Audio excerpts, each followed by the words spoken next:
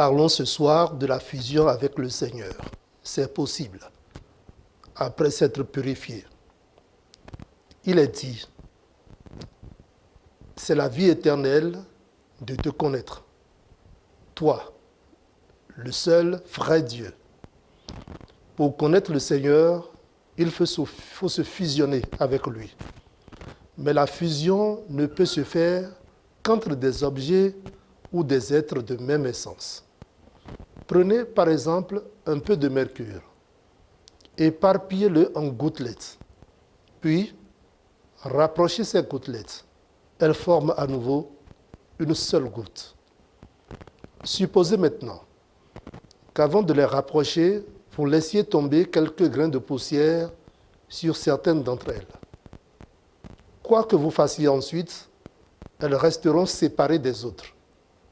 Eh bien, c'est ce qui se produit avec l'homme. Avec l'homme qui veut se fusionner avec le Seigneur sans s'être préalablement purifié.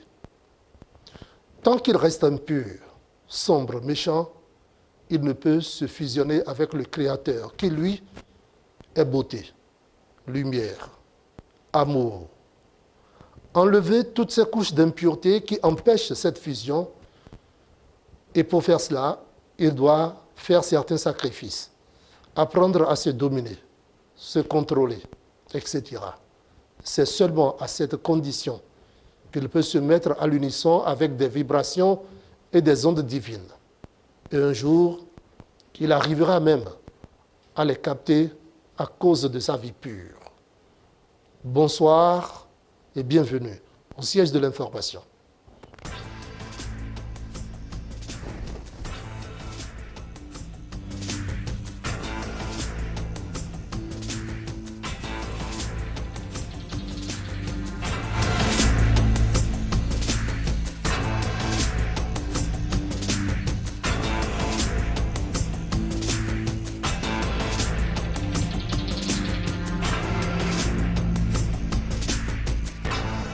Le siège de l'info, Charbel Aïou.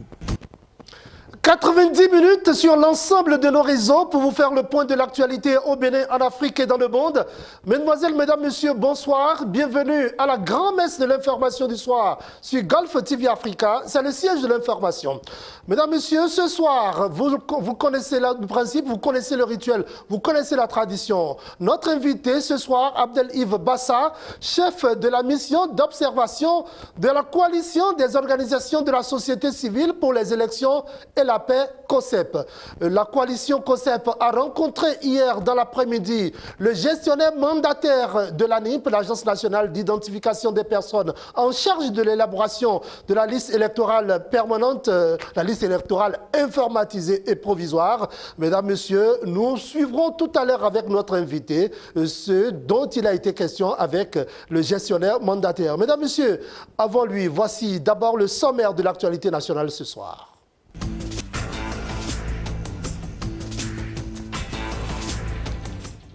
Les membres du gouvernement se sont retrouvés ce jour en Conseil des ministres, entre autres décisions. L'ONAB, l'Office national du bois du Bénin, est devenu la Société nationale des bois du Bénin. Un projet de loi portant modification et complément du Code de procédure pénale a été introduit à l'Assemblée nationale. L'USAID organise du 29 septembre au 1er octobre une foire au profit des sociétés coopératives de producteurs et de transformateurs. Nous en ferons le point.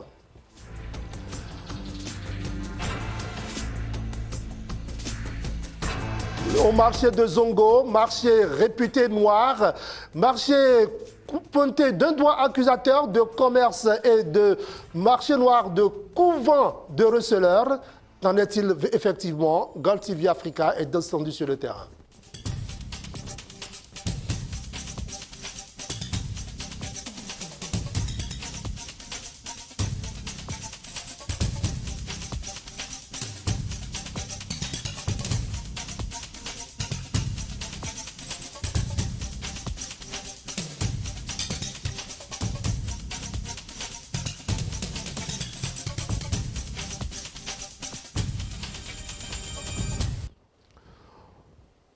Notre liaison ce soir, mesdames, messieurs, avec notre chaîne partenaire, la radiodiffusion et télévision publique allemande, la Deutsche Welle, aborde, entre autres points, la 77e session de l'Assemblée générale des Nations unies qui s'est ouverte hier à New York dans un contexte de crise, le conflit dans l'Est de la République démocratique du Congo et autres. Mesdames, messieurs, Gauthier Sédodé de Golf TV Africa recevra tout à l'heure en direct de Borne Nafissa Amandou de la direction Afrique de la Deutsche Welle. Prenez donc le rendez-vous. Mesdemoiselles, mesdames, messieurs, une fois encore, bonsoir. Merci de nous rejoindre au siège de l'information. Merci de préférer cette messe de l'information pour toujours vous informer. Merci d'être au rendez-vous.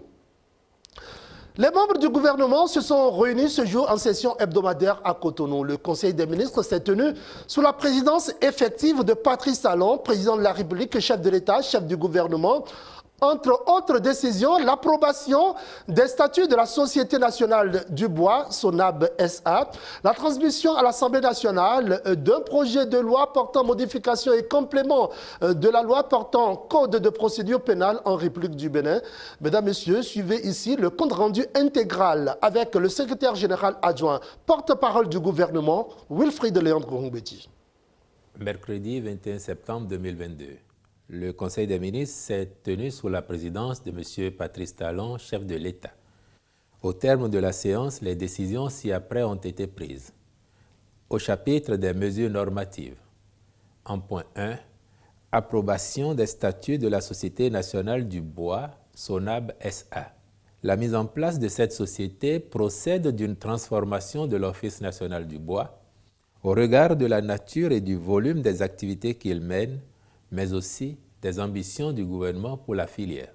Elle sera notamment chargée de la promotion et de la transformation de tout produit forestier, du bois et de l'industrie forestière, de la commercialisation des produits exploités ou transformés, de l'importation ou l'exportation du bois et des produits dérivés, de la réalisation de toutes opérations de développement de la production forestière, reboisement, enrichissement, aménagement, etc., et de la promotion de l'écotourisme dans les forêts relevant de sa gestion. Elle s'occupera également du développement durable des ressources forestières des domaines de l'État dont elle aura la charge. Le ministre du Cadre de vie et du Développement durable accomplira, en lien avec le ministre de l'Économie et des Finances, les formalités nécessaires à son opérationnalisation.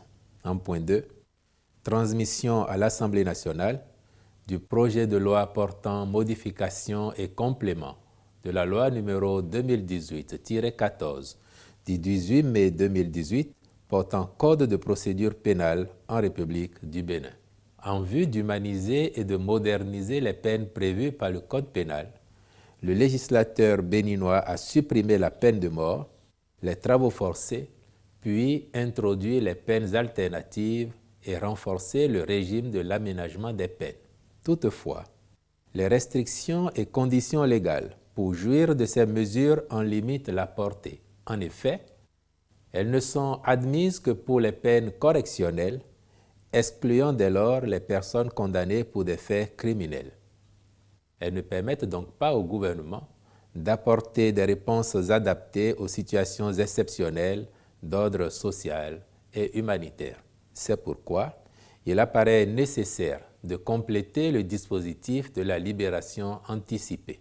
La réforme proposée vise à conférer au président de la République, après avis conforme du Conseil supérieur de la magistrature, le pouvoir d'ordonner la suspension de l'exécution de la peine lorsque celle-ci est justifiée pour des raisons sociales et humanitaires. Ainsi, dans les dispositions du projet de loi, les condamnés à une peine privative de liberté peuvent également et exceptionnellement bénéficier de la suspension de l'exécution de la peine lorsque l'exécution entamée, il est établi à leur égard une conduite de nature à justifier la mesure ou que celle-ci est dictée par les considérations d'ordre social et humanitaire significatives.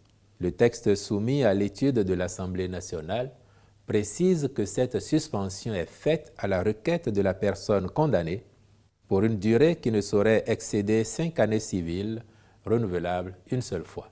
De plus, aucune suspension de l'exécution de la peine ne saurait excéder 10 ans, mais lorsqu'après le renouvellement, la durée de 10 années est expirée, la suspension produit les effets d'une grâce présidentielle.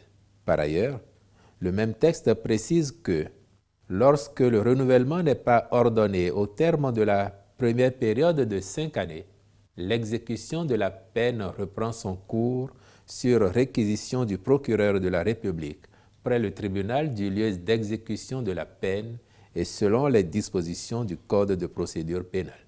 Toutefois, lorsque la peine prononcée est la réclusion ou la détention à perpétuité, la suspension de son exécution est exclue. Le garde des Sceaux, ministre de la Justice et de la Législation, est instruit à l'effet d'en exposer les motifs et de soutenir la discussion devant la représentation nationale. Au titre des autres mesures normatives, ont été adoptés les décrets portant transmission à l'Assemblée nationale pour étude et vote du projet de loi modifiant la loi numéro 2020-37 du 3 février 2021 portant protection de la santé des personnes en République du Bénin. Transmission à l'Assemblée nationale pour étude et vote du projet de loi portant modification des dispositions de l'article 585.1 de la loi numéro 2008-07 du 28 février 2011 portant code de procédure civile, commerciale, sociale, administrative et des comptes en République du Bénin, tel que modifié par la loi numéro 2020-08 du 23 avril 2020 portant modernisation de la justice.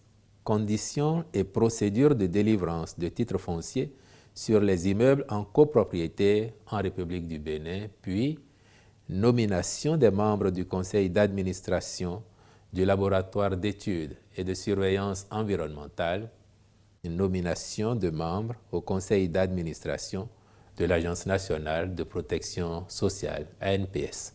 Au chapitre des communications, en point 1, paiement d'indemnités dues aux personnes affectées par le projet d'aménagement d'un périmètre de 80 hectares à Togben. L'expropriation en vue de l'aménagement du dit périmètre est motivée par la mise en œuvre de divers projets d'envergure, dont la construction d'un boulodrome aux normes internationales, destiné à abriter la Coupe du monde de sport-ball, d'un hôpital de référence et d'autres infrastructures d'intérêt général. Conformément au texte en vigueur, un expert a été commis pour réaliser les évaluations foncières et immobilières. Sur la base de son rapport, le Conseil a autorisé le paiement des personnes affectées par la rectification des coordonnées géographiques et la redéfinition de la zone de développement touristique exclusive de la route des pêches. En point 2, indemnisation des personnes affectées par les travaux de réalisation d'un carrefour giratoire à l'entrée principale de la zone économique spéciale de Glodjigbe et d'aménagement d'un deuxième accès à partir du carrefour de l'arrondissement de Tangbo-Djevier. Au terme des travaux de la commission interministérielle chargée d'évaluer les indemnités à verser aux personnes impactées sur leur terrain, bâtiments et accessoires de toute nature situés dans l'emprise des travaux et frappés de servitude de reculement, 35 sinistrés ont été recensés sur l'ensemble du projet. Les diligences techniques et administratives qui conviennent ont été accomplies. Aussi, le Conseil a-t-il marqué son accord pour l'indemnisation des intéressés. En point 3, exécution de la phase 3 du projet de renforcement des systèmes d'approvisionnement en eau potable de la ville d'Abomey-Calavi et ses environs. Les travaux de cette phase intègrent le raccordement de la zone de la cité administrative d'Ahosugbeta en vue de sa mise en exploitation prochaine. Ils prennent également en compte des agglomérations urbaines des localités de Huedo et de Toba. Leur réalisation intervient dans le cadre du projet de l'accès universel à l'eau potable. Le Conseil a donc approuvé la contractualisation avec l'entreprise retenue et instruit le ministre de l'Eau et des Mines de veiller à la bonne exécution des travaux.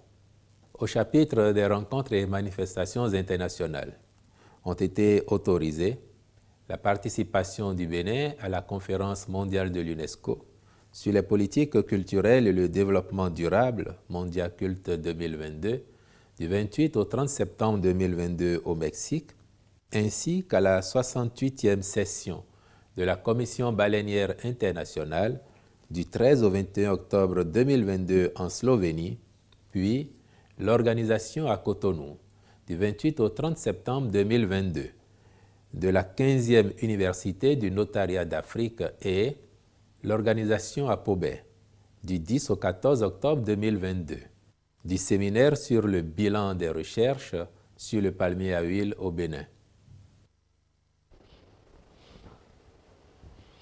Alors, mesdames, Messieurs, nous reviendrons sur ce point, sur le point de presse au terme de ce compte rendu du Conseil des ministres tout à l'heure au cours de cette messe de l'information. Mais avant, la Commission électorale nationale autonome a publié récemment la liste des pièces à fournir pour les prochaines législatives du 8 janvier 2023. Des pièces fortement décriées par les acteurs de l'opposition qui appellent la classe politique à plus d'attention. Golf TV, Africa s'en préoccupe.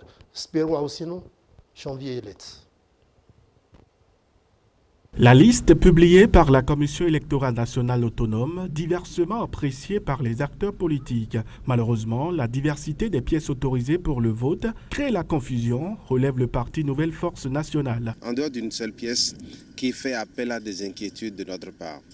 Il s'agit essentiellement, avant on demandait de la carte d'électeur, aujourd'hui on demande de sortir la carte d'identité biométrique ou le certificat d'identification personnelle, qui aujourd'hui doit pouvoir nous amener à demander à la Sénat de préciser, de clarifier une zone d'ombre pour que chaque citoyen, chaque compatriote puisse savoir, si nous voulons avoir des élections libres, transparentes, qu'est-ce qu'il faut prendre comme pièce pour aller voter. À 2 reprises, la Nouvelle Force Nationale, lors de nos rencontres, a posé la question au président de la Sénat. Dans un premier temps, il nous a fait comprendre qu'en réalité que la décision n'a pas été prise. Et à la dernière rencontre, il nous avait dit que toute pièce qui permet d'identifier le citoyen permettrait de servir de base pour aller voter. Alors c'est là que naît notre inquiétude. Et maintenant qu'il vient d'ouvrir la vanne, il faudrait qu'il nous clarifie la situation. De quoi il s'agit ? Vous savez, lors des élections présidentielles de 2021, nous avons constaté que des gens sont venus avec des diplômes qu'on peut élaborer dans un cybercafé pour venir voter avec. Nous avons les images circulées. Et nous avons vu également ce que ça a pu donner, que des gens qui sont venus aller estampiller plusieurs bulletins de vote. Et le ministre de l'Intérieur, nous l'avons dit dans un média récemment, nous a promis que les auteurs seront sanctionnés. Jusqu'à ce midi où je vous parle, nous n'avons pas appris que les gens sont sanctionnés. Les gens sont punis par rapport à ces forfaits. Très grave pour notre démocratie, très grave pour le processus électoral. Alors aujourd'hui, on est en droit d'être inquiet parce que si aujourd'hui, la Sénat dit que toute pièce doit pouvoir être utilisée, nous sommes inquiets parce que si l'on demande à la carte d'électeur que c'est le certificat d'identité personnelle ou la carte d'identité biométrique qui doit être utilisée pour les candidats, il va falloir que l'État accompagne. Pour que l'année puisse accompagner tous les citoyens à disposer de cet acte-là le plus rapidement possible, qui sera la base de tout vote, qui sera la base que chaque citoyen doit utiliser pour aller voter. Pour Christine Bédi, ancienne responsable du parti La Nouvelle Alliance, désormais membre de l'Union progressiste Le Renouveau, quelques difficultés subsistent et il va falloir y trouver des solutions afférentes pour un climat de paix. La première difficulté est la caution. La caution de 1 500 000 francs. Et ça risque d'exclure certaines personnes qui n'ont pas d'autre faveur que leur propre effort personnel, mais bien outillés pour mener la vie politique dans ce pays. Et ces gens risquent de se sentir un peu exclus et de ne pas pouvoir jouir de leurs droits civiques et politiques. La deuxième difficulté est l'interdiction des alliances. Parce que là, vous savez, le nouveau code a interdit les alliances, alors ce qui risque de fragiliser, n'est-ce pas, énormément des citoyens en mesure d'animer positivement la vie politique, mais qui, ma foi, à cause de 1 500 000, ne pourront pas se présenter. Je crois que la classe politique doit être invité rapidement par le chef de l'État pour s'asseoir et débattre afin de trouver un consensus vraiment qui favoriserait tout le monde dans cette position-là. Parce que, je ne vous dis pas, après un consensus trouvé, je crois que le chef de l'État doit encore prendre une dérogation spéciale afin que tous les partis qui peuvent fusionner après les élections législatives peuvent se mettre ensemble pour braver ces jours électoraux qui pointent à l'horizon. L'avantage, c'est quoi?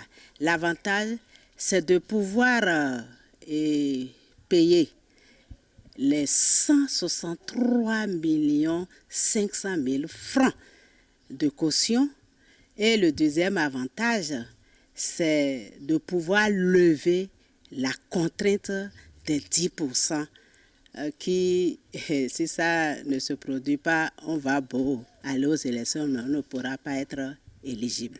À en croire ces acteurs politiques, le doute plane en ce qui concerne l'obtention du quitus fiscal. Les potentiels candidats devront dès à présent demander ce document indispensable pour la constitution des listes de candidature. Le quitus fiscal, je pense en est que dès cet instant, si vous êtes candidat, tout de suite, je vous parle, vous pouvez aller demander vos quitus fiscaux. Alors, la loi a dit qu'en été que le directeur général est tenu de pouvoir délivrer le quitus fiscal. Mais l'inquiétude demeure. Et nous l'avons expliqué en réalité lors des rencontres avec le médiateur de la République et avec les clergés pour dire, et si le directeur général des impôts ne délivre pas, qu'est-ce qui se passe?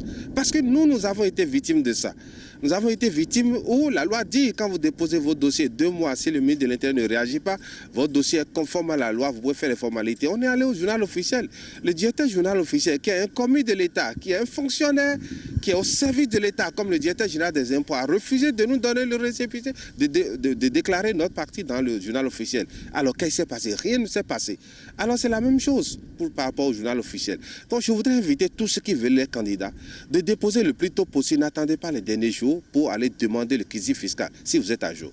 Et attendons, voyons ce que nous allons faire. Nous comptons sur les réseaux sociaux pour quand même dénoncer vaillamment, pour montrer leur mauvaise foi s'ils veulent que les élections soient libres ou transparentes ou pas. Donc, je voudrais inviter tous les candidats potentiels à demander tout de suite, parce qu'il s'agit des quitus pour montrer si vous êtes en règle par rapport aux impôts de 2019, 2020, 2021 et non de 2022. Donc aujourd'hui, vous pouvez demander vos quitus fiscaux pour savoir s'ils vont délivrer. Donc pour l'instant, nous faisons foi en réalité à leur bonne foi d'avoir des élections libres et transparentes et nous comptons peut-être demander les nôtres dans les tout prochains jours. Rassurez-vous, nous ne ferons pas cadeau à quelqu'un si quelqu'un ne fait pas ce que les lois disent. Je demanderai au chef de l'État, à l'instar de ce qui a été fait pendant les élections communales de 2020, de prendre aussi une dérogation spéciale afin de délivrer le quitus fiscal à tous les candidats sans exception aucune.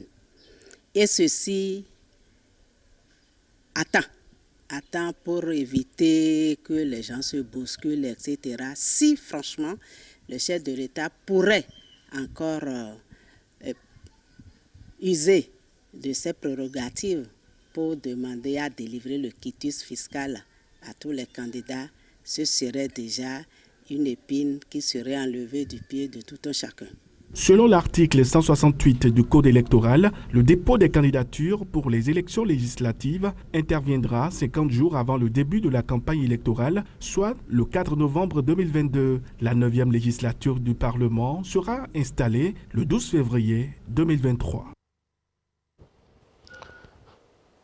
Merci Spero Aoussinou.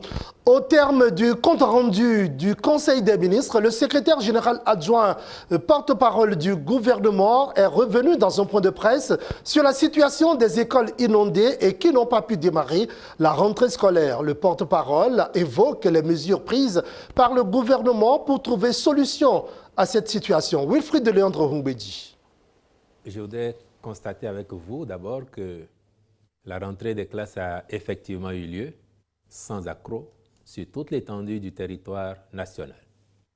Je voudrais également vous faire observer que conformément à la pratique qu'il a instaurée maintenant depuis quelques années, dès le premier jour de cette rentrée des classes, les cantines scolaires dans notre pays ont été ouvertes pour permettre à nos enfants de disposer d'un repas chaud dès le premier jour de l'année scolaire. Et je dois préciser qu'à cet égard, la démarche du gouvernement de couvrir progressivement et totalement les écoles primaires publiques de notre pays continue et que nous allons atteindre effectivement les 75% de taux de couverture, ce qui permet déjà qu'à ce jour, un peu plus d'1 million de nos enfants ont droit à un repas chaud par jour dans les écoles publiques primaires du Bénin qui sont déjà couvertes par le programme. Je voudrais ensuite m'attarder sur l'aspect spécifique de votre préoccupation pour dire que les pluies, cela relève à la limite de cas de force majeure. Mais cette situation, elle a été évoquée avant même le début de l'année scolaire. Parce qu'il y a 2 semaines de mémoire, la préoccupation du chef de l'État, qui était de savoir si tout était prêt pour que la rentrée des classes s'effectue dans les bonnes conditions, a amené les ministres sectoriels, notamment celui en charge des enseignements maternels et primaires, à faire un point qui permettait déjà de voir que dans certaines localités, en raison de la crue de certains fleuves qui traversent notre pays, il y avait des écoles qui étaient sujettes à inondation. Et déjà à l'époque, soit 2 semaines avant la rentrée, les instructions du chef de l'État étaient que les services compétents devraient se déployer autant que possible avec les administrations communales pour évacuer les eaux là où cela était possible. Ensuite, il y a lieu de constater, et ce à la décharge des 10 services techniques et des administrations communales, que en pareille circonstance, comme nous le savons, le niveau des eaux est tel que, malgré leur bonne volonté, l'on peut comprendre que ces services et les administrations communales n'aient pas réussi à évacuer les eaux de toutes les écoles concernées, d'autant plus par ailleurs que les pluies continuent abondamment dans le nord et que les descentes d'eau par le lit des fleuves continuent de produire les crues par endroits, et cela va se faire donc progressivement. Dans tous les cas, il est indiqué comme instruction que cela soit fait au plus tôt pour permettre aux enfants de bénéficier des cours au même titre que leurs camarades.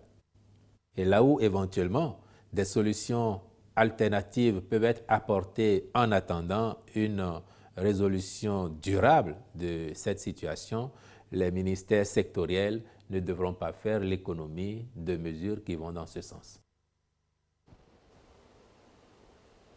Wilfried Léandre Mbedji, secrétaire général adjoint, porte-parole du gouvernement. L'Agence des États-Unis pour le développement, en partenariat avec le gouvernement béninois, organise du 29 septembre au 1er octobre prochain une foire. Une foire au profit des sociétés coopératives de producteurs, de transformateurs et de petites et moyennes entreprises. Objectif, les faire connaître, ces producteurs de ces entreprises locales, les rendre compétitives et bien entendu leur permettre de prospecter de nouveaux marchés. L'annonce a été faite à l'occasion d'une rencontre avec les médias. Ulrich Charles Asogbaipé, Paul Sagbadjou. Accompagner les petites et moyennes entreprises locales de production des aliments de première nécessité dans leur phase délicate de création et de croissance, leur permettant d'avoir accès aux marchés les plus rémunérateurs, c'est l'objectif visé par le gouvernement du Bénin, en partenariat avec la Fondation des États-Unis pour le développement en Afrique, USADF, en initiant une foire alimentaire au profit des sociétés coopératives de producteurs, de transformateurs et des petites et moyennes entreprises. Du 29 au 1er octobre prochain, les producteurs locaux s'investissant directement dans les chaînes de production agricole telles que le manioc, l'ananas, le karité, le soja et bien d'autres produits vivriers auront donc l'occasion de faire connaître leur production, les rendre plus compétitifs, mais aussi et surtout de rencontrer de nouveaux acheteurs. Selon les organisateurs, plusieurs raisons ont motivé à l'organisation de cette manifestation commerciale. Premièrement, comme je l'ai dit, nous sommes arrivés à une phase où les entreprises sont très bien, produisent de très bonne qualité de produits. mais malheureusement sont dans des milieux ruraux où les acheteurs potentiels professionnels n'ont souvent pas accès à eux. Et donc l'objectif fondamental, c'est de pouvoir les déplacer de leur lieu de production pour les mettre en relation avec les acheteurs professionnels. Et ceci va leur permettre de développer la notoriété et l'image de marque de leur entreprise. C'est vraiment important parce que c'est une opportunité unique pour eux d'améliorer, d'abord de mieux se positionner sur le marché et d'améliorer leur visibilité sur le marché. Également, c'est une opportunité unique de mettre ces entreprises en avant et de communiquer sur leurs activités et leurs produits, de pouvoir entrer en contact avec ces collaborateurs ou ces acheteurs professionnels afin que ces derniers puissent avoir la possibilité de nouer déjà, si possible, des intentions d'achat avec eux. C'est vraiment important également et une bonne opportunité pour eux de développer de nouveaux marchés et d'établir le contact avec de potentiels clients. Et c'est ça qui explique aussi cette foire réservée, qui n'est pas réellement pour le grand public, quand bien même ils sont invités. C'est beaucoup plus dans une stratégie de B2B, c'est-à-dire d'affaires en affaires. Donc ils viennent, ceux qui sont les grossistes, ceux qui sont des distributeurs, qui sont déjà préalablement identifiés et qui sont dans la zone de Cotonou, dans le sud, pourront avoir accès avec eux à leurs produits et échanger directement avec eux pour voir quels sont là. Et ils seront appuyés par des experts en coaching pour les négociations, la présentation de leurs produits, mais également les négociations qui vont commencer. Ces 3 jours d'exposition seront également des occasions d'échange et de réflexion entre les acteurs de la chaîne, de trouver des solutions innovantes qui accroissent leur capacité à augmenter les revenus. Déjà, les grandes activités prévues, c'est de pouvoir faire une exposition, c'est-à-dire faire des panels où il sera débattu des questions liées à la qualité des produits mis en œuvre et mis en production par les entreprises, et également les problèmes de marché ou quelles sont les stratégies que les petites et moyennes entreprises que les différents partenaires appuient, notamment ADF, comment ils ont pu avoir accès à d'autres marchés plus rémunérateurs pour mieux se positionner. Deuxième, il y aura aussi des ateliers qui donneront des opportunités de discuter de qui fait quoi et qu'est-ce que chaque entreprise produit et quelles sont les capacités dont elle dispose pour pouvoir accéder à de nouveaux marchés très promoteurs. Et enfin, il y aura les expositions par les promoteurs eux-mêmes qui vont présenter leurs produits et également avec le concours sûrement des seniors en coaching pour leur permettre de mieux se valoriser et améliorer l'image de marque de leur entreprise.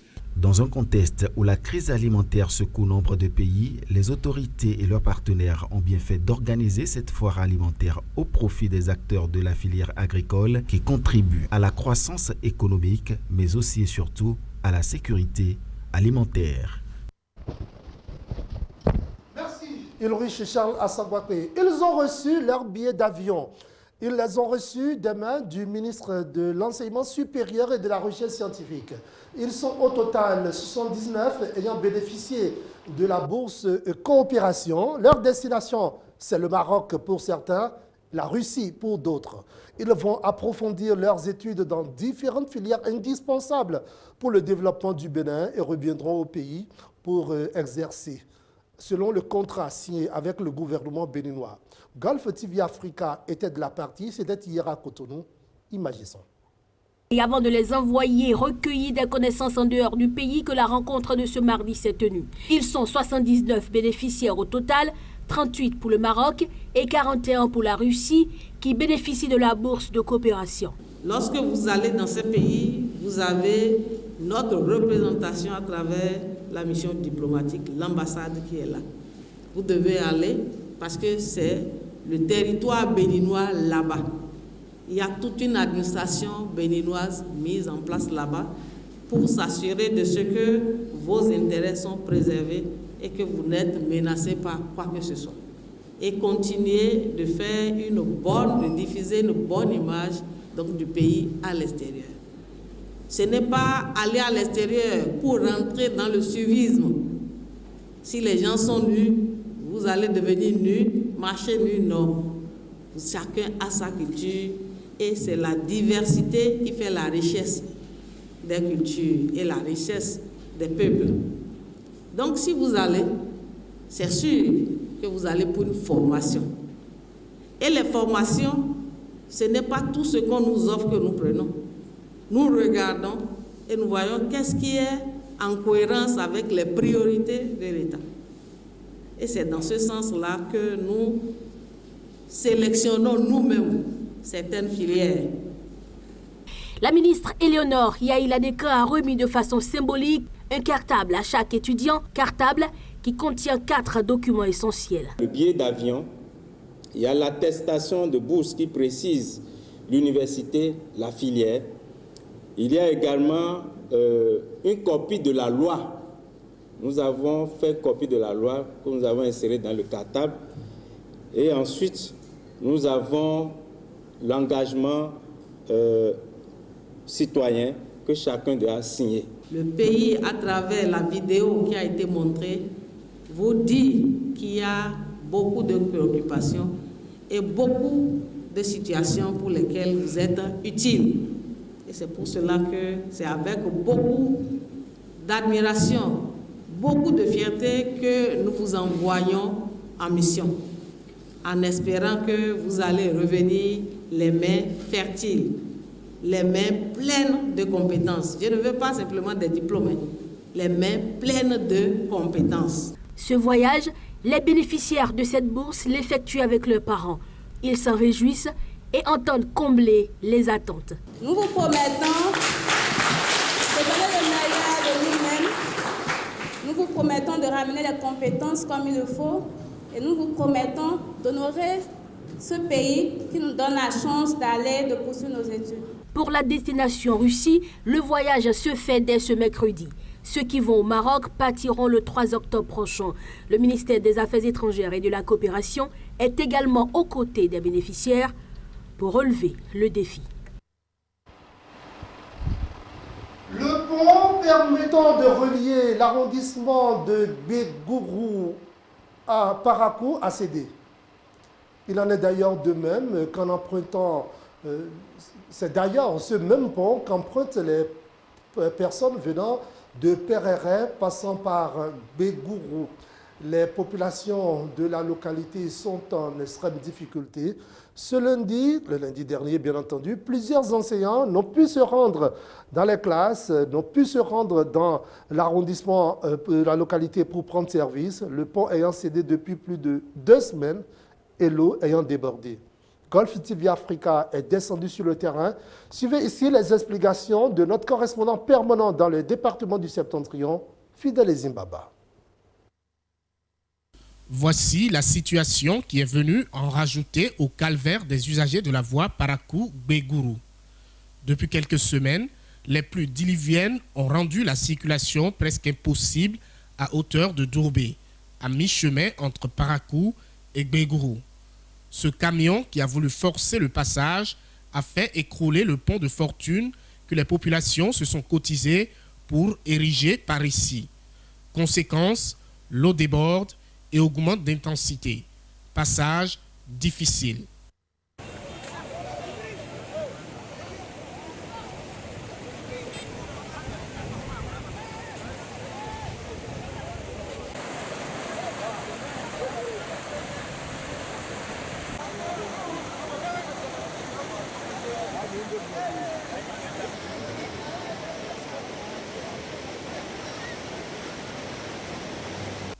La situation, comme vous le voyez, est donc devenue telle que ce sont les passeurs qui aident les populations à traverser. Hommes et bagages sont portés par ces vaillants passeurs du village riverain qui se sont portés volontaires pour aider les passants. Jusqu'à quand seront-ils obligés d'aider les gens à traverser ce pont effondré? Il y a beaucoup de pluie. En plus, il paraît que le pont même a fatigué. Bon, tout cela a amené que ça a cédé. On dit beaucoup de difficultés au nord. Tout le bras est bloqué. Il n'y a plus de passage, quoi. Il n'y a plus de passage. Moto ne passe même plus. C'est difficilement, les piétons passent difficilement. on veut besoin, on a besoin d'une aide. Le pont là vraiment, on ne comprend plus. Souvent c'est ici que je passe pour aller à Parakou. Et le tronçon là, il y a même... Si tu as quitté de Perere pour arriver à Parakou, les ponts qu'on va t'aider, ça fait 2 fois. Et Pébié, Perere, il y a encore une circulation comme ça.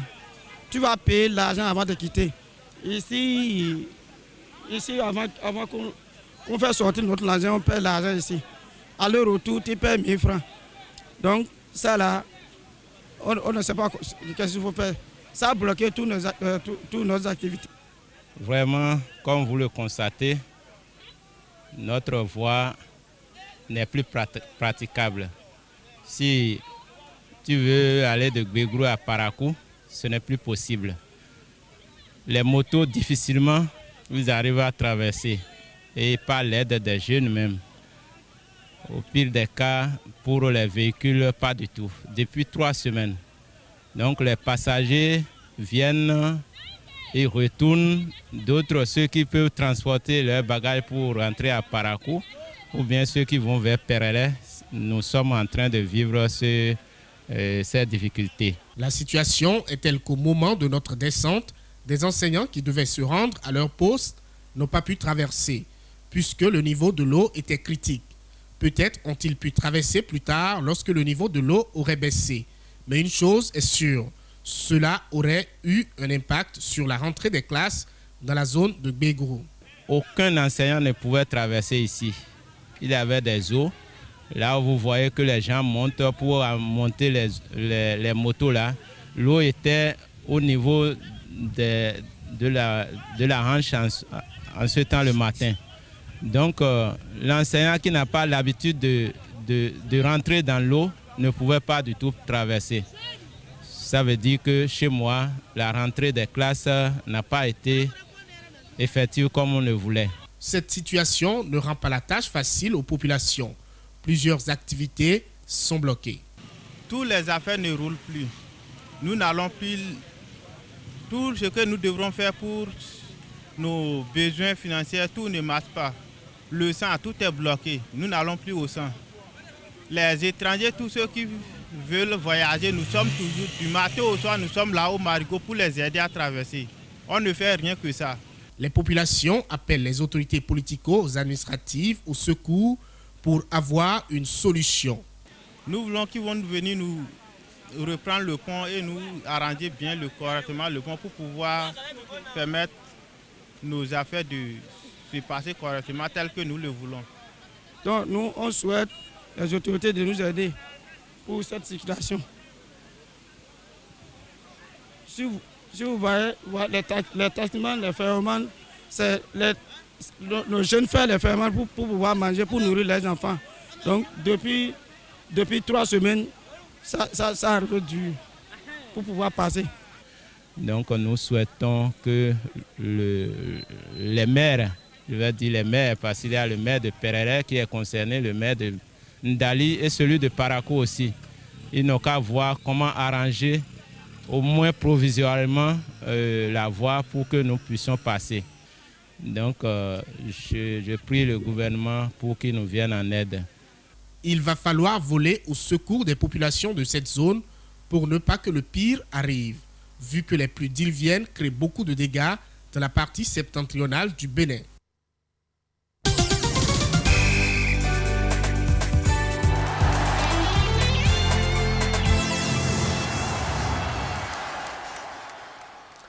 La coalition des organisations de la société civile pour les élections et la paix COSEP a rencontré hier à Cotonou le gestionnaire mandataire de l'ANIMP, l'Agence nationale d'identification des personnes en charge de l'élaboration de la liste électorale informatisée. Nous recevons ce soir le chef de la mission d'observation de la COSEP, Abel Yves Bassa. Abel Yves Bassa, bonsoir. Bonsoir, monsieur le journaliste. Merci d'avoir répondu à notre invitation. Merci aussi. Alors, toute première question, de quoi s'occupe véritablement, parce qu'on a dit COSEP, en coalition des organisations, de quoi s'occupe véritablement votre coalition? Oui, comme notre dénomination, la coalition des organisations de la société civile pour les élections et la paix. Nous sommes dans les élections et aussi pour la culture de la paix. C'est ce que nous faisons et c'est ce qui nous amène toujours à œuvrer dans ce sens-là pour que la paix puisse régner au Bénin, pour que les citoyens, hommes comme femmes, puissent contribuer véritablement à cette avancée qui est indispensable pour tout un chacun de nous. Parce que s'il n'y a pas la paix, nous qui sommes ici aujourd'hui, nous ne pourrons pas être en train de faire cette émission, par exemple. Enfin, nous connaissions d'autres associations qui font pratiquement le même travail déjà, mais les Chouaïlis disent Sokochama Tenadia, autrement dit, l'excès de viande ne gâte pas la sauce. Alors, vous avez rencontré hier le gestionnaire mandataire de l'année, vous lui avez fait des observations. De quoi était-il question véritablement? Oui, merci, monsieur le journaliste. Hier, nous étions dans les locaux de l'ANIP. Nous avions rencontré le gestionnaire mandataire qui nous a reçus sur 3 points essentiels. Le premier point, nous avions présenté le document de plaidoyer pour la prise en compte des personnes handicapées dans le processus électoral. Le second point a été l'objet de la présentation du document de la prise en compte des besoins des citoyens béninois. Et le troisième point, qui est le plus essentiel, en tout cas pour moi, qui est la présentation à mi-parcours du rapport d'observation que nous avions déployé depuis le 9 septembre au Bénin. Commençons par le plaidoyer pour les personnes handicapées. En ce qui concerne les plaidoyers, nous avons constaté que bien de lois dans notre pays parlent de la prise en compte, mais ce n'est pas encore effectif. Mais le gestionnaire mandataire nous a rassuré que l'État, le chef du gouvernement, est à l'œuvre. Et depuis qu'il est arrivé, vous savez bien, la loi 2017 qu'il a pris dans ce sens-là, que ce serait effectif, l'application serait bien et que les lois, les droits qui n'étaient pas dédiés directement à ceux-là, à ces personnes qui sont oubliées, seront pris en compte et que dans les jours à venir, par exemple, pour l'affichage de la liste, par exemple, tout doit être fait dans la possibilité qu'il faut pour que ceux-là ne soient plus assistés nécessairement dans le processus électoral. Vous parlez des personnes portant des handicaps. Bon, personnes handicapées, parce que la loi handicap, personnes handicapées, le thème principal, le thème qui est plus approprié, que nous avons... En difficulté de mobilité. Difficulté, les handicapés visuels, les handicapés moteurs. Et aussi, bon, nous sommes tous d'abord des handicapés, donc nous pouvons aussi nous retrouver dans ces situations-là. Donc, quelles sont les dispositions? Parce qu'aujourd'hui, dans nos tests, aucun handicapé ne peut être président de la République. Donc, c'est dans ce sens que nous avons mené des plaidoyers envers le gestionnaire mandataire, parce que c'est aujourd'hui, c'est cette agence-là qui s'occupe de l'identification et c'est eux qui pourront nous donner les vraies statistiques de ceux qui sont des personnes handicapées qu'on peut assister et qui seront prises dans ce processus électoral. Deuxième observation? Oui, le deuxième point a été la présentation des besoins, les priorités des citoyens béninois que nous avons eu à recueillir à travers des activités que nous avons déployées dans les 12 départements du Bénin. Et nous étions auprès de ces citoyens, ils ont exprimé ce qu'ils veulent, ce qu'ils attendent de nos chers politiciens. Et c'est ça que nous avons présenté. Nous avons présenté en tant que... comme un plaidoyer aussi, parce que c'est eux qui sont... L'ANIP est une agence qui est en charge. Donc il y a des préoccupations qui étaient relatives à l'ANIP. À l'ANIP. Et donc nous avons exposé là-bas. Et le troisième point, c'était le rapport à mi-parcours que nous avions déployé des observateurs depuis le 9 septembre passé, après une formation de 3 jours par les experts béninois et les experts internationaux aussi, qui ont suivi et qui ont fait cette formation à ceux-là que nous avions déployés dans les 77 communes au Bénin. Et dans les 77 communes que vous avez déployées, quel a été le constat et que souhaitent les populations véritablement? D'abord, nous remercions le gestionnaire mandataire qui nous a reçus hier. Sincèrement, nous avons été touchés de la réponse qu'il a apportée à nos préoccupations dans ce sens. Nous avons constaté que dans les communes et les centres de vote visités par nos observateurs déployés sur le terrain, que ces listes étaient digérées. Et il a reconnu, c'est vrai, que nous sommes dans une période de pluie. Et la pluie a ravagé pas mal de listes. Mais on devrait afficher dans des endroits qui ne devraient pas recevoir la pluie. C'est vrai, dans les dispositions dans le code électoral, il y a des centres de vote, donc il y a des centres qui sont exposés, il y a d'autres qui sont sous des appartements. Donc ceux qui sont sous des appartements n'ont pas été touchés, mais ceux qui sont exposés, la loi dit d'afficher dans le centre de vote. On ne peut pas afficher ces listes-là, ils ne peuvent pas afficher ces listes-là dans les maisons ou bien dans les localités qui ne sont pas indiquées. C'est ça, donc c'est pour ça. Donc c'est ça qui a permis, et ces observations que nous avons portées auprès de l'ANIP, a fait que nous avons obtenu gain de cause. Et dans ce plaidoyer, et il nous a promis, et c'est officiel, que cette liste serait encore affichée du 1er au 15 octobre pour que ceux qui n'avaient pas pu regarder ces listes puissent avoir accès et que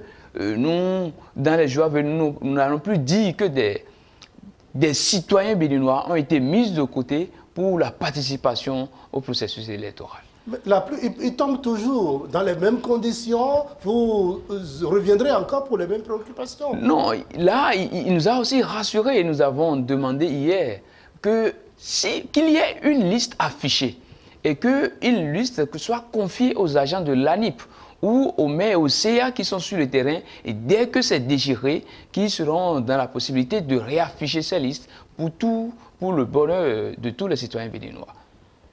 Alors, quelle autre préoccupation vous avez portée à la connaissance du gestionnaire mandataire? Oui, en dehors de ce rapport à mi-parcours que nous avions présenté, nous avons fait aussi des doléances. Ce n'est pas seulement l'agence, l'ANIP seulement qui va faire les choses pour que ça marche. Nous avons aussi profité du temps que le gestionnaire mandataire nous a accordé pour pouvoir parler aussi aux acteurs politiques. C'est le moment pour eux maintenant de sensibiliser leurs mandants afin qu'ils aillent sur le terrain vérifier leur liste pour que cet affichage de liste ne soit pas des foyers de tension demain. Parce que ceux qui ne se retrouveraient pas sur ces listes le 8 janvier pour pouvoir voter, alors vous voyez que ça serait en même temps des sources de tension. Donc pour anticiper, nous invitons aussi les partis politiques à faire des sensibilisations et vous aussi. Et c'est pour ça que nous vous remercions pour le temps que vous avez accordé. Ça fait aussi les Béninois qui n'avaient pas eu la chance d'entendre cela aujourd'hui sont en train d'entendre de sortir de chez eux. Si c'est le père, il n'a qu'à inviter sa femme, les enfants qui ont un âge de voter, d'aller vérifier sa liste pour que le taux de participation puisse être grand comme plus que les années passées qu'on a connues au Bénin. Et nous invitons d'autres structures comme nous ou qui pourraient aussi sensibiliser. Et nous, si je dis nous, moi-même je suis béninois, je suis citoyen, donc je dois aussi voter. Donc nous tous, pour que nous puissions visiter, aller voir toutes ces listes et aussi les dispositions, les canaux qui nous ont été mis à disposition pour que nous puissions utiliser. Il y a aussi, on peut regarder cette liste dans sa chambre. L'ANIP a mis à disposition des liens où on peut aller rapidement sur ces choses-là pour voir. Donc nous invitons tout le monde à sortir massivement pour aller regarder leurs identités et que si des gens souhaitent délocaliser leur poste de vote, alors ils n'ont qu'à le faire pour le bonheur de tous ces citoyens. Notamment en l'occurrence pour les personnes en difficulté de mobilité. Et qu'est-ce que vous avez obtenu concrètement? Parce que vous avez dit, vous avez effectué un plaidoyer auprès de l'ANIP. De quoi avez-vous parlé de façon concrète et de quoi les personnes en difficulté de mobilité pourront bénéficier? Aujourd'hui, de façon concrète, lorsque les tests de la République seront revus, où nous aurons à côté des listes normales, des listes en braille, alors ceux-là ne seront plus assistés. Mais aujourd'hui, l'assistanat qu'on a, nous allons essayer, nous qui avions la chance nous qui avions aujourd'hui la possibilité de faire la lecture de ces listes, nous serons en train de les aider jusqu'à ce que le gouvernement, avec son chef, puisse donner de façon concrète une chance à ceux-là pour qu'ils ne soient plus assistés. Aujourd'hui, lorsqu'ils vont voter, c'est ce que nous avons dit, lorsqu'ils vont voter, ils seront assistés. Ils pourront dire, je choisis X candidat, mais celui qui voudrait l'aider peut choisir, il peut être d'un autre bord politique et choisir une autre personne à leur place. Donc aujourd'hui, nous invitons ceux-là, le chef de l'État, les agents de la NIP, tous ceux qui sont dans ce processus-là, pour qu'une loi, la loi qui est là, qui n'a pas été promulguée, puisse permettre à ceux-là de jouir pleinement de leurs droits civiques au Bénin. S'agissant des prérogatives de l'Agence nationale d'identification des personnes, est-ce que le mandataire vous a véritablement rassuré pour ce qui le concerne à apporter de l'amélioration dans le travail? C'est le lieu de remercier une fois encore le gestionnaire mandataire. Cyril Goubedi. Oui, il a été franc avec nous. Et nous avons été reçus dans une ambiance de convivialité. Et autrement dit, il vous a convaincu? Il nous a convaincus, nous a rassurés et que le gouvernement est prêt à nous accompagner tous les Béninois pour que le 8 janvier soit une fête au Bénin. Était-il sincère? Très sincère. D'abord, en face des médias, il ne pouvait pas mentir. Il y avait aussi d'autres chaînes aussi qui étaient là hier. Donc c'était en face des médias, c'était pas à huis clos. C'était aux yeux de tout le monde. En dehors du constat que vous avez fait sur le terrain, ouais. Est-ce que le mandataire gestionnaire a discuté d'autres préoccupations que la population a déjà portées vers lui? Oui. Les préoccupations en ce qui concerne l'observation, où des listes étaient déchirées, où il n'y avait pas eu d'affichage de listes dans certaines zones. Il y avait aussi des acteurs politiques qui ont porté aussi ces préoccupations vers le gestionnaire mandataire. Il a reconnu et que c'est la somme de toutes ces choses qui a permis aujourd'hui qu'on puisse obtenir un délai de prorogation. Ah oui, ça sera prorogé. Oui, c'est ça. Ce sera prorogé de 8. Normalement, en vertu de l'article 146 du Code, la liste doit être affichée sur 2 semaines. Et donc, c'était de 9 au 22. Donc, normalement, cette semaine, demain, jeudi, c'est fini. Donc, il n'y aura plus d'autres affichages. Mais il nous a rassuré qu'une autre liste provisoire serait affichée pour que ceux qui n'avaient pas eu la chance de vérifier leurs identités puissent le faire du 1er au 15 octobre 2022.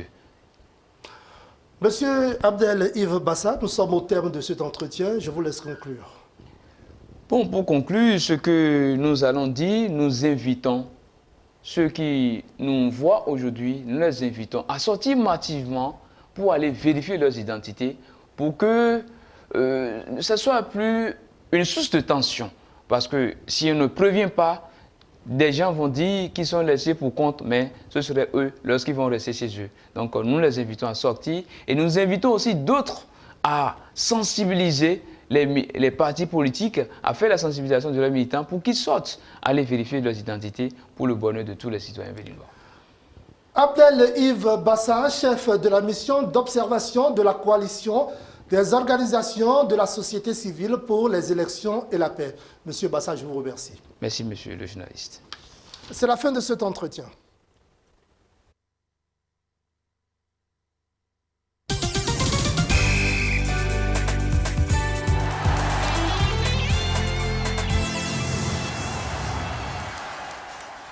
Nous allons entrer en liaison avec notre chaîne partenaire, la radiodiffusion et télévision publique allemande, la Deutsche Welle à présent. Nous abordons comme actualité la 77e session de l'Assemblée générale des Nations unies qui s'est ouverte hier à New York dans un contexte de crise, de nombreuses crises d'ailleurs, le conflit dans l'Est de la République démocratique du Congo avec la mission de l'ONU qui dit ne pas être capable de vaincre le M23 et l'insécurité dans le contexte de reprise des classes dans plusieurs autres pays africains.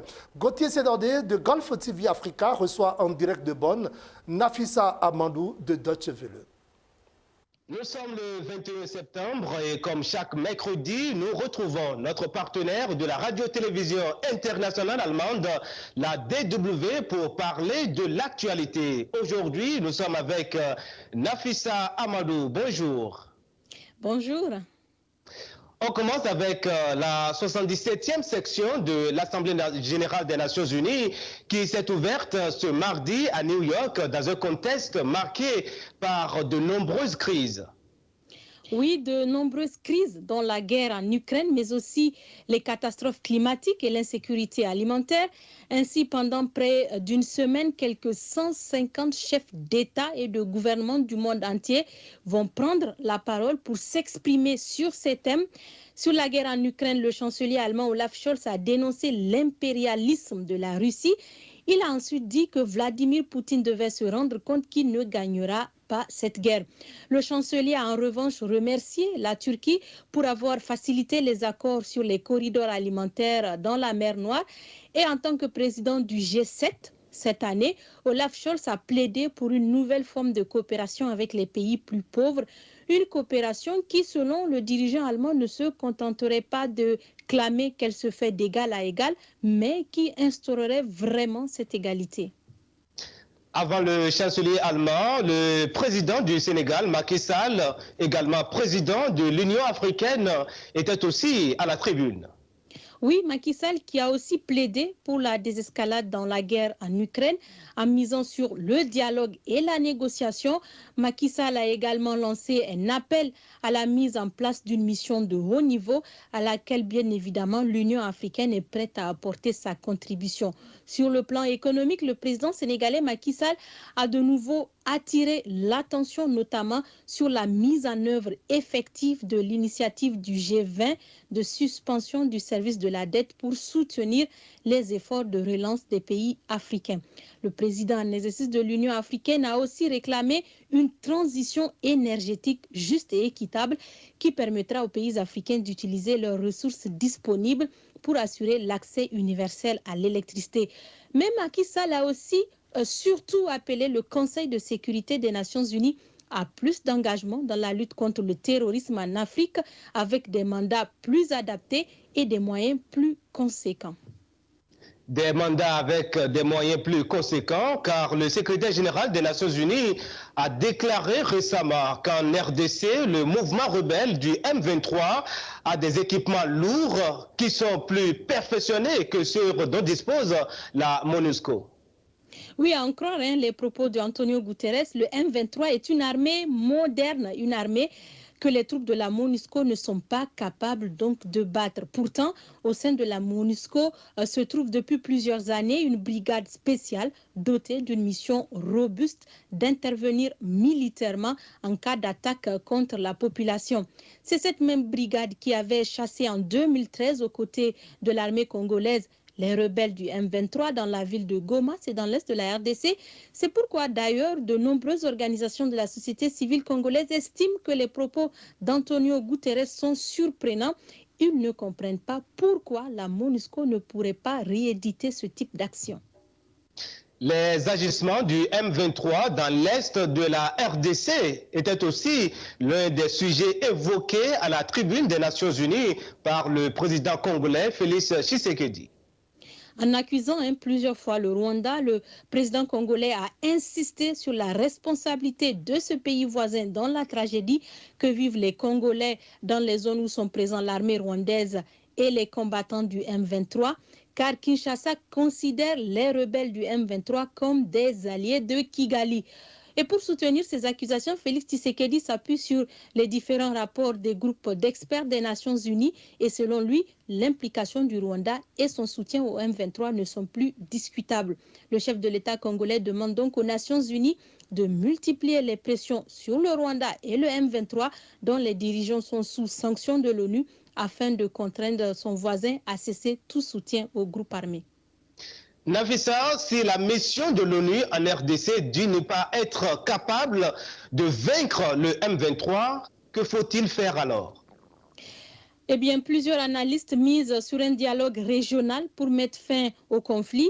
Une négociation régionale entre la RDC, le Rwanda et l'Ouganda pourrait permettre de résoudre cette situation.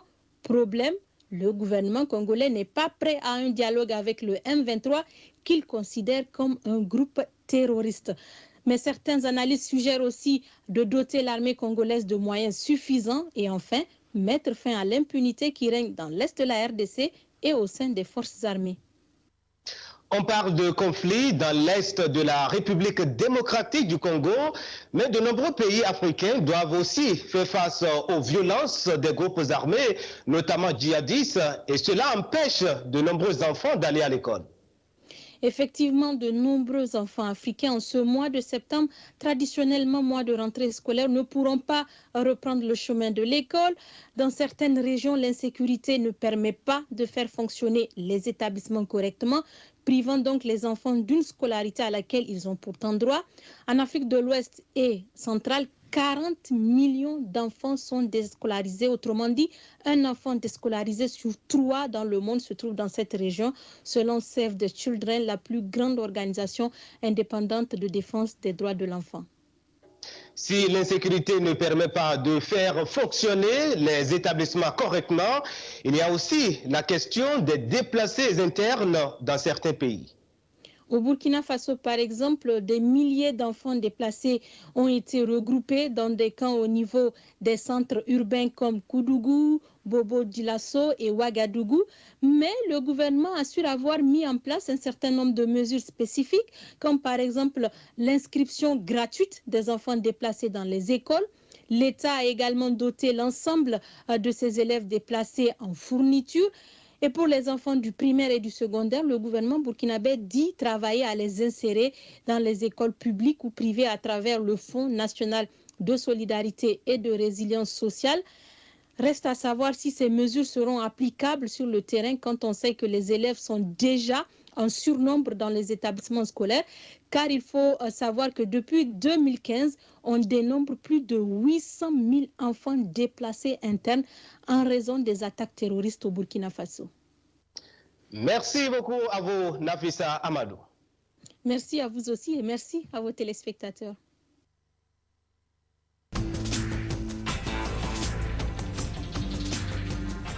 Côte d'Ivoire, les élèves ont repris le chemin de l'école. Ce n'auront pas plus de 8,8 ans et demi de moyenne à la fin de l'année scolaire seront exclus, préviennent les autorités.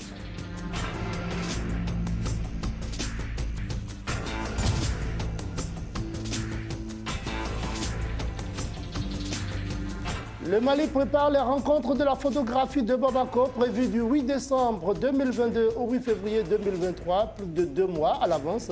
Le ministre de la Culture a procédé au lancement officiel des activités. Les républiques de Donetsk et de Lugansk, reconnues par Moscou, ont annoncé qu'un référendum aurait lieu prochainement afin de permettre à la population de se prononcer sur l'éventuelle adhésion à la Russie.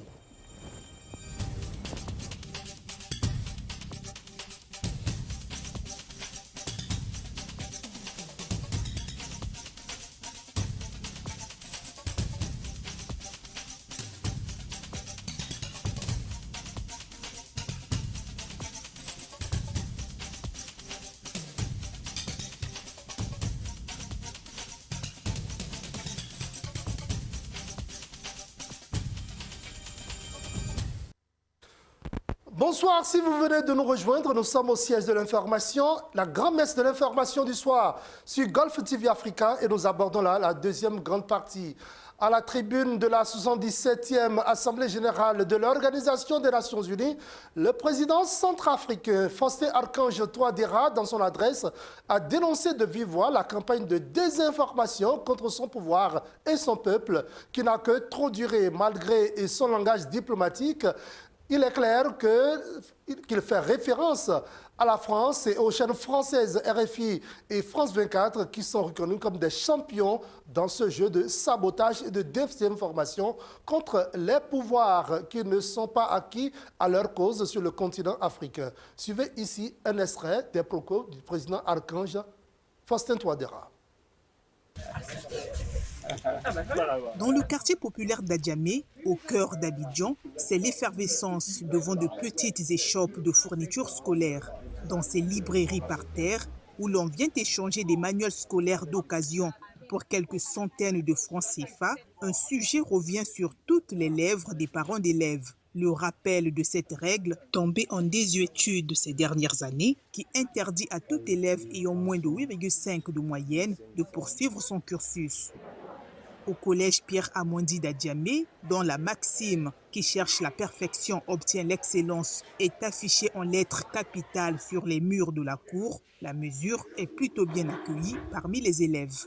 Cette mesure est une bonne mesure, ça va aider les élèves et va les amener à travailler plus, à redoubler d'efforts, à travailler plus. Cela nous permet de revaloriser l'école ivoirienne et nous permet de suivre une bonne formation en classe. Certains élèves espèrent que la mesure n'encouragera pas la fraude et le chantage exercés par certains enseignants pour de bonnes notes aux examens. Des parents saluent aussi la renaissance de cette mesure qui contribuera à redorer le blason de l'éducation ivoirienne. En Côte d'Ivoire, l'éducation a pris un coup, un véritable coup. Nos enfants, ils sont dans les classes élevées et ils n'ont pas le niveau. Ils n'arrivent même pas à écrire les noms, écrire des phrases même qui sont élémentaires. Et là, ça nous inquiète. Mais je pense qu'avec cette mesure, ça va emmener nos enfants à travailler. L'inquiétude et l'incertitude tourmentent cependant d'autres parents. Ils se demandent ce qu'on fera des élèves qui seront exclus. C'est trop drastique, on va en faire des bondis. On veut que l'enseignement soit à la hauteur, mais pas à pas, pense Mariam Eid, mère de 3 enfants. Le même souci taraude Claude Kadjo Aka, président de l'Organisation des parents d'élèves et d'étudiants de Côte d'Ivoire. Que l'État de Côte d'Ivoire puisse penser à ces enfants-là qui ne pourront pas suivre en les insérant dans le tissu social par le truchement de l'enseignement technique, par exemple, ou dans des petits métiers de maçon, de forgeron, je sais pas moi, en tout cas tous les petits métiers que nous connaissons. Et donc il faut les insérer, il ne faut pas vraiment, surtout les laisser pour compte. Pour compte parce que tous les enfants, à mon sens, sont utiles pour le développement d'un pays. Le gouvernement appelle les parents à ne pas paniquer car il a prévu un plan pour les élèves qui seront exclus du cursus scolaire. Vous avez suivi là la rentrée scolaire en Côte d'Ivoire et le gouvernement qui annonce que les élèves qui n'auront pas une moyenne de 8,5 en fin d'année scolaire seront exclus. Nous allons retourner à présent à la 77e Assemblée générale de l'Organisation des Nations Unies où le président centrafricain Faustin Archange Touadéra, dans son adresse, a dénoncé de vive voix la campagne de désinformation contre son pouvoir et son peuple qui n'a que trop duré. Malgré son langage diplomatique, il est clair qu'il fait référence à la France et aux chaînes françaises RFI et France 24 qui sont reconnues comme champions dans ce jeu de sabotage et de désinformation contre les pouvoirs qui ne sont pas acquis à leur cause en Afrique. Suivez ici un extrait des propos du président centrafricain. Monsieur le Président, la République centrafricaine a beaucoup souffert des erreurs d'appréciation et des désinformations qui ont malheureusement trop duré.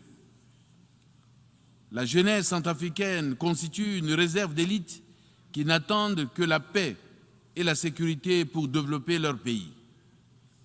Je tiens à dénoncer les campagnes de désinformation et de manipulation tendant à décrédibiliser puis à déstabiliser par la force les institutions démocratiques de la République centrafricaine.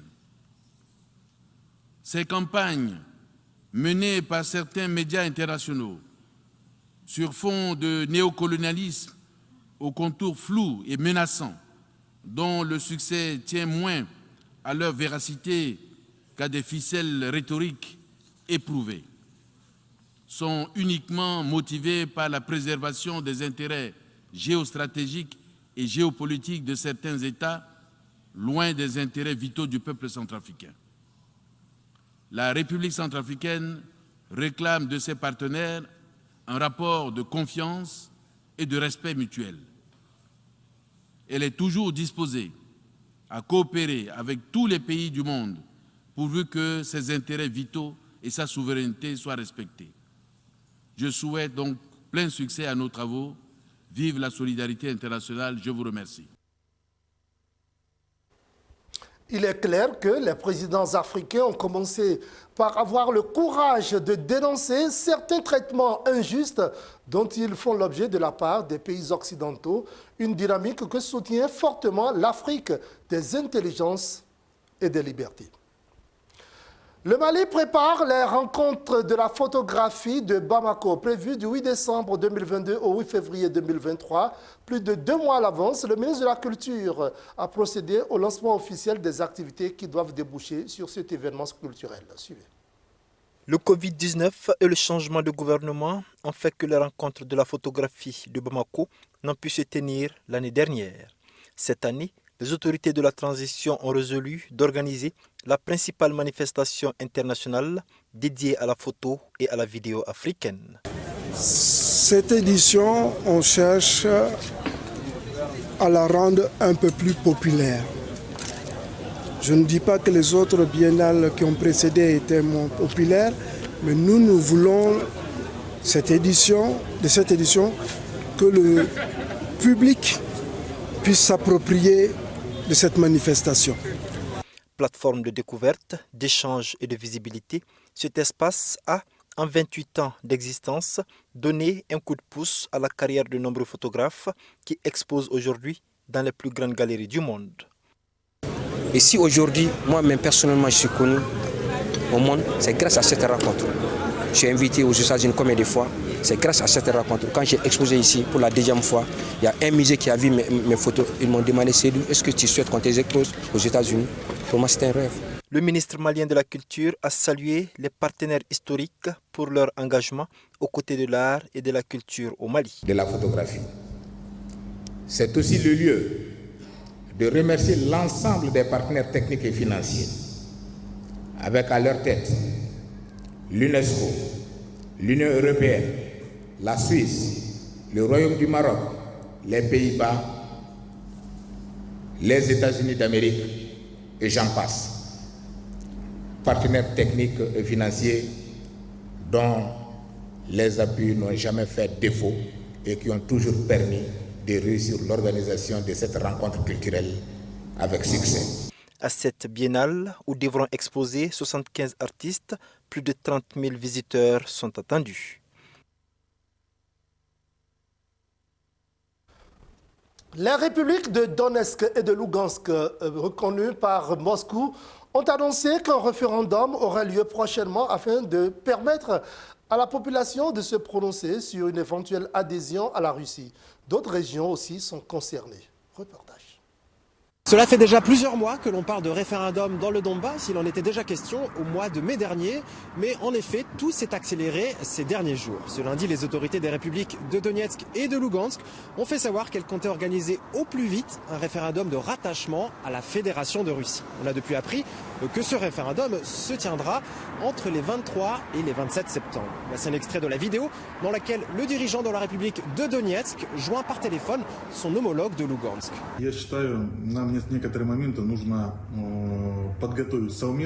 Je crois que nous devons travailler sur certains points et synchroniser certaines de nos actions. J'aimerais aussi énoncer ce qui suit. Je propose d'unir maintenant les efforts de l'administration des chefs des républiques, du personnel des parlements, pour qu'ils élaborent les étapes, le plan d'action qui permettra de commencer la préparation du référendum. Dans la foulée, les autorités de la région de Kherson, mais aussi celles de Zaporozhye, ont annoncé vouloir faire de même.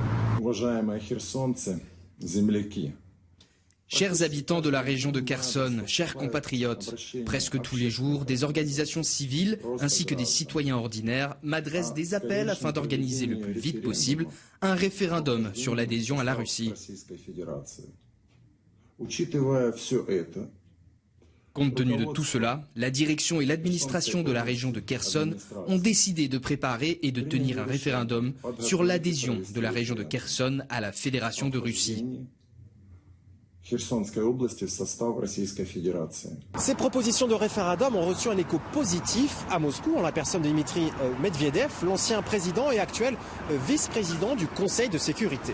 C'est ensuite le président de la Chambre de députés qui a soutenu l'initiative des représentants du peuple du Donbass avec le consentement de l'Assemblée présente. C'est à eux de choisir maintenant. Et si, par une manifestation de volonté expresse, ils disent qu'ils veulent faire partie de la Russie, chers collègues, nous les soutiendrons. Êtes-vous d'accord avec cela ? Le ministre russe des Affaires étrangères, Sergueï Lavrov, interrogé à la volée sur le sujet, a également réagi. Dès le début de l'opération militaire spéciale et pendant la période qui l'a précédée, nous avons dit que c'était au peuple de ces territoires de décider de leur sort. La situation actuelle confirme qu'ils veulent être maîtres de leur destin. Bien entendu, comme on pouvait s'y attendre, ces initiatives ne sont pas du goût des autorités de Kiev. Le président ukrainien Volodymyr Zelensky a fait savoir qu'une telle décision fermerait définitivement la porte à une résolution diplomatique du conflit. Si les occupants prennent la voie des pseudo-référendums, ils fermeront eux-mêmes la porte à toute possibilité de négociation avec l'Ukraine et le monde libre, dont la Russie aura clairement besoin à un moment donné.